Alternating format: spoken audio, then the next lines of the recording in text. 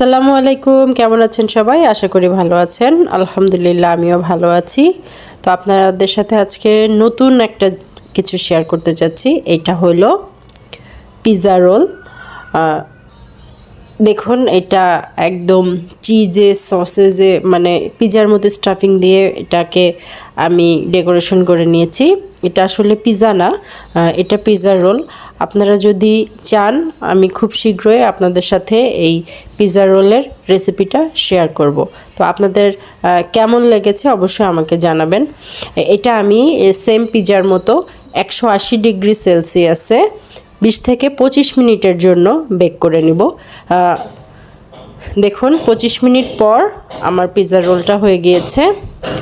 কতটা চিজি হয়েছে, কতটা সফট হয়েছে আপনারা এখনই দেখতে পারবেন। তা এখন এই পিৎজা রোলটা ওভেন থেকে নামিয়ে নেওয়ার পরে গরম অবস্থাতে আমি এটার উপরে বাটার ব্রাশ করে নিচ্ছি।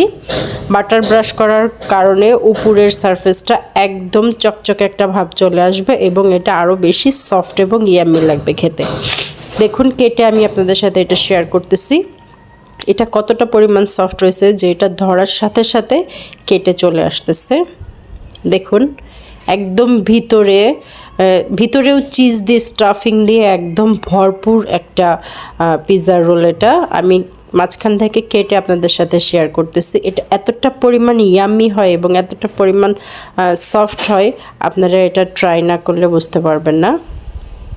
দেখুন আমি মাঝখানটা আপনাদের সাথে শেয়ার করতেছি, একদম ভিতরে স্টাফিং দিয়ে ভর্তি। আপনাদের যদি এটি ভালো লেগে থাকে তাহলে অবশ্যই কমেন্ট করে জানাবেন। এটার রেসিপি আমি আপনাদের সাথে শেয়ার করব। আল্লাহ হাফেজ।